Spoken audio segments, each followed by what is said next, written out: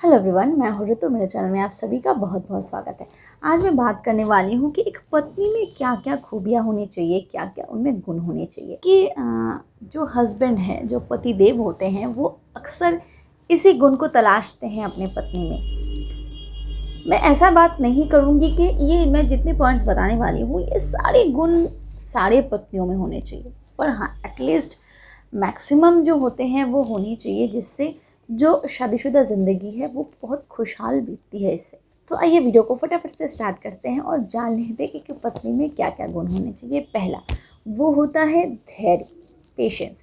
पत्नी में पेशेंस ज़रूर होनी चाहिए, क्योंकि क्या होता है ना, जब वो नई नई शादी करके ससुराल जाती है तो बहुत सारी चीज़ें उनके लिए नई होती है। एडजस्टमेंट बहुत ज़्यादा हो जाती है, समझना बहुत ज़्यादा हो जाता है, सीखना पड़ता है बहुत सारी चीज़ों को। तो अगर वो धैर्य नहीं रखते हैं तो स्टार्टिंग में ही जब वो स्टार्ट करते हैं अपनी शादीशुदा लाइफ को, तभी बहुत सारी अनबन पैदा हो जाती है। क्योंकि क्या होता है, आजकल की लड़कियां तो शादी से पहले घर संसार ये सब चीज़ों पे उतना ध्यान नहीं देती हैं। सिर्फ पढ़ाई लिखाई एक्टिविटी पे ही उनका ध्यान ज़्यादा रहती है।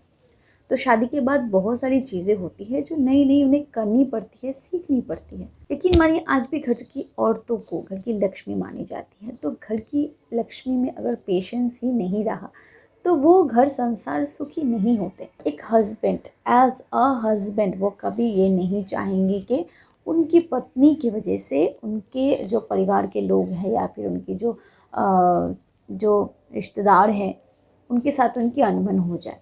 क्योंकि एक्चुअल खड़ी खोटी वो नहीं सुनाते हैं कि तुमने कैसी लड़की से शादी कर ली, ये वो, ये बहुत कॉमन है। तो थोड़ा सा लिटिल बिट एडजस्टमेंट बहुत ज़रूरी है। मैं अपनी ही बात करूँ तो मुझे कुकिंग बिल्कुल नहीं आती थी, बिल्कुल भी नहीं। ऑमलेट तक बनानी नहीं आती थी और आज मैं बिरयानी तक बना सकती हूँ। ये ज़बरदस्ती मैंने नहीं की, बहुत ही प्यार से मैंने किया, क्योंकि मेरे ससुराल के लोग बहुत ही अच्छे हैं। काफ़ी पेशेंस के साथ उन्होंने भी मुझे ये सारी चीज़ सिखाए हैं। एक बच्चे को भी संभाल लेती हूँ, मेरा 3 साल का एक बेटा भी है, तो सारी चीज़ें मैं संभालती हूँ, अपने सिंगिंग करियर को भी संभालती हूँ। तो ये ये जो गुण है वो एक लड़की में ज़रूर होनी चाहिए। दूसरी जो पॉइंट होती है वो है अपने हस्बैंड को वैल्यू देना। क्या होता है ना, नई नई जब शादी होती है ना, तो मैक्सिमम जो लड़कियां करती है वो है अपने मम्मी डैडी से बहुत सारी फ़ोन पे बातें करती है। मैं ऐसा नहीं कर रही हूँ कि हमेशा ख़राब बातें या बुराई करना, ये सारी चीज़ नहीं, पर कॉन्वर्सेशन बहुत लंबा लंबा टाइम तक चलती है उन लोगों की। तो ये नेचुरल है, क्योंकि वो अपनी मम्मी डैडी को अभी अभी छोड़ के आए हैं। पर क्या होता है ना, जो ज़िंदगी में आपने एंटर किया है, जो आपके ससुराल है, ससुराल वालों के जो आपके ससुराल में जो मेंबर्स हैं, लाइक आपके सास ससुर अगर है, अगर आपके पति के बहन है, भाई है, तो ये सारे जो लोग हैं ना, ये भी आपसे बहुत कुछ एक्सपेक्ट करते हैं कि आप उनसे समय बिताओ, उनसे उनको वैल्यू दो, उनको रिस्पेक्ट दो, उनकी केयर करो। क्योंकि बहुत सारे ऐसे लोग हैं जिनके सिर्फ इकलौते लड़के हैं, ना तो लड़की है ना तो कोई और बच्चा है, उन लोगों का एक ही लड़का है। तो आप सोचो कि वो चाहते हैं शायद कि आप उनकी बेटी जैसे बन के रहो, और बेटी जैसे बन के रहने के लिए उन लोगों से घुलना मिलना बहुत ज़रूरी है। पहला।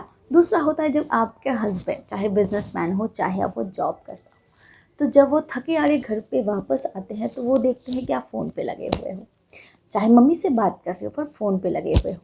और आपने उनको वेलकम भी वैसे ही किया, पानी भी वैसे ही दिया, आपने उनको, वो बाथरूम से लौट के आ चुके हैं, टीवी भी ऑन कर लिया, चैनल भी चेंज कर लिया, पर फिर भी आप तब भी फ़ोन पे लगे हुए हो।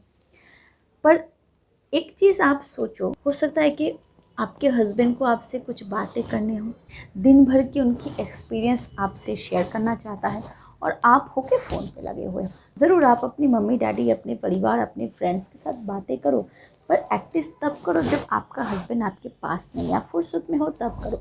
जब आपका हस्बैंड आपके पास है तो उनको वैल्यू देना बहुत ज़रूरी है, नहीं तो वो ऐसा समझेंगे कि मेरी वैल्यू ही नहीं है मेरी बीवी के पास, इससे तो अच्छा होता कि मैं शादी ही नहीं करता। तीसरी बात कि हो सकता है कि आप दोनों जॉब करते हो, एक दूसरे से दिन भर बातें नहीं होती है, दिन भर एक दूसरे से मिलाव नहीं होता है, तो जब आप घर पे दोनों वापस आते हो तो क्वालिटी टाइम स्पेंड करने की कोशिश करनी चाहिए। और ये क्या होता है ना, जो लड़के होते हैं वो ज़्यादा एक्सपेक्ट करते हैं अपनी बीवी से कि मेरी बीवी मुझसे अच्छी अच्छी बातें करे, माइंड को रिलैक्स करे। एक पत्नी को अपने पति का दासी नहीं बनना है।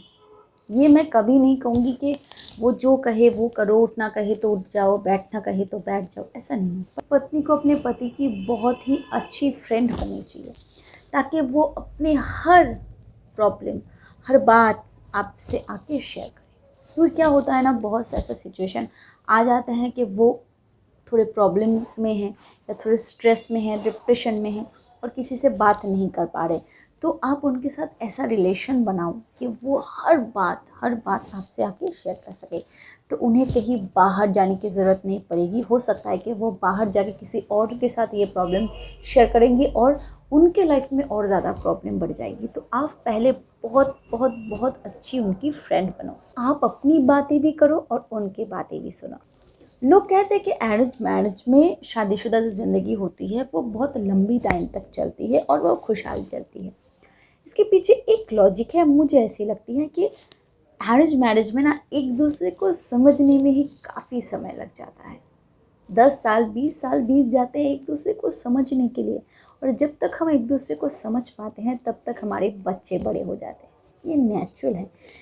तो क्या होता है ना, आपको समझना पड़ेगा कि आपके हस्बैंड कैसे इंसान हैं। गरम दिल के हैं, नरम दिल के हैं, बहुत गुस्से वाले हैं या बहुत शांत स्वभाव के हैं, कैसे हैं आपके हस्बैंड। तो आपको भी बातें वैसे ही करनी चाहिए उनके साथ। अगर वो बहुत गुस्से वाला है और बहुत गुस्से से घर पे आए हैं, बाहर कहीं प्रॉब्लम हुई है और आप घर पे आते ही लग गए उनको कुछ सुनाने, खड़ा खोटा कुछ भी उन्होंने गलती की हो, तो इससे क्या होता है ना, वो और ज़्यादा गर्म हो जाते हैं।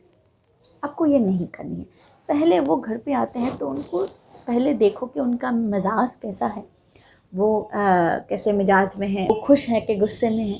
तो आपको वैसे उनसे बातें करनी चाहिए। और ये तभी हो पाती है जब आप अंडरस्टैंडिंग नेचर के होंगे। क्योंकि आप अगर ये सोचोगे कि नहीं मैं जैसी हूँ मैं वैसी ही हूँ, मुझे किसी के लिए चेंज नहीं होना है, मैं किसी के बारे में नहीं सोचूंगी, सिर्फ और सिर्फ अपने बारे में सोचूंगी, तो ये शादीशुदा ज़िंदगी को बहुत ही ख़राब रास्ते पे लेके जाते हैं। तो आपको ऐसा नहीं करना है। जिससे शादी की है उसको तो समझना पड़ेगा ही पड़ेगा, नहीं तो आप खुश कैसे रहोगे। भले हस्बैंड लोग गलती करें, पर वो एक्सपेक्ट करते हैं कि मेरी बीवी जो है वो मुझे खरी खोटी ना सुनाए। तो आपको एक चीज़ का ध्यान हमेशा रखना पड़ेगा कि अगर वो गलती करते हैं तो आप उन्हें अपमान मत करो, समझाओ कि आपने ये गलती की, आपने वो गलती की। दूसरों के साथ अपने हस्बैंड को कंपेयर करना, दूसरों के हस्बैंड की क्वालिटीज़ के साथ अपने हस्बैंड की क्वालिटीज़ को कंपेयर करना, ये बहुत गंदी बात होती है। और ये जो हस्बैंड मटेरियल्स होते हैं वो कभी पसंद नहीं करते। वाइफ भी पसंद नहीं करती है पर हस्बैंड भी पसंद नहीं करते हैं। तो अगर आप ऐसी बीवी हो तो आप बिल्कुल अपने हस्बैंड के पसंद के नहीं होंगे। तो मुझे ऐसी लगती है कि ये काम एक बीवी को नहीं करनी चाहिए, क्योंकि हर इंसान अलग है। भले ही घर में दोनों ही कमाते हो, पर हस्बैंड ये हमेशा चाहते हैं कि घर में मेरी चले। इसका मतलब है कि ना, मैं हेड ऑफ़ द फैमिली बन के रहूँ। इसमें कोई बुराई नहीं है, क्योंकि क्या होता है ना, जो हस्बैंड होते हैं ना वो पेड़ की जड़ हैं और जो वाइफ होती है वो सारे टहनी होते हैं। तो क्या होगा ना, दोनों की इम्पोर्टेंस लाइफ में इक्वल होती है। दोनों जब एक साथ होते हैं तभी घर में सुख और शांति होती है। और जब आप किसी के गर्लफ्रेंड बनते हो ना, वो क्वालिटीज़ अलग होती है। स्मार्टनेस होना, गुड लुकिंग होना, ये वो बहुत सारी चीज़ होती है। पर जब आप रियल लाइफ में किसी के साथ जुड़ते हो वो क्वालिटीज़ अलग है।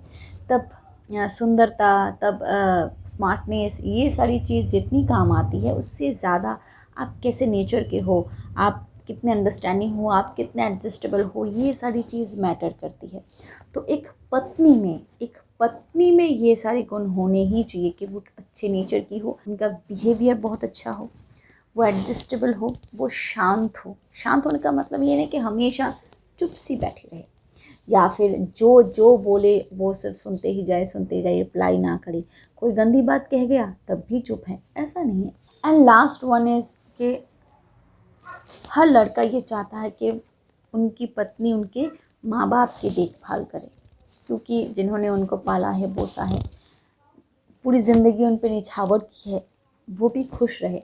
और हो सकता है कि आप जितना उन्हें दोगे आपको उनसे ज़्यादा रिप्लाई मिले, क्योंकि आप किसी की बेटी थी, शायद किसी की बेटी बन के ही ज़िंदगी भर रह सकते हो।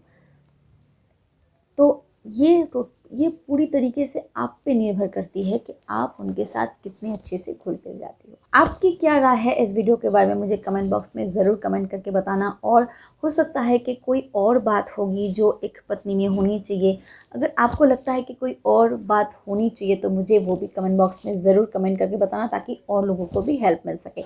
आई होप इस वीडियो से आपको थोड़ी बहुत मोटिवेशन मिली होगी। अगर मिलती है तो वीडियो को लाइक करना बिल्कुल मत भूलिएगा। Thank you so much for watching my video. Keep watching and keep healthy. Bye bye.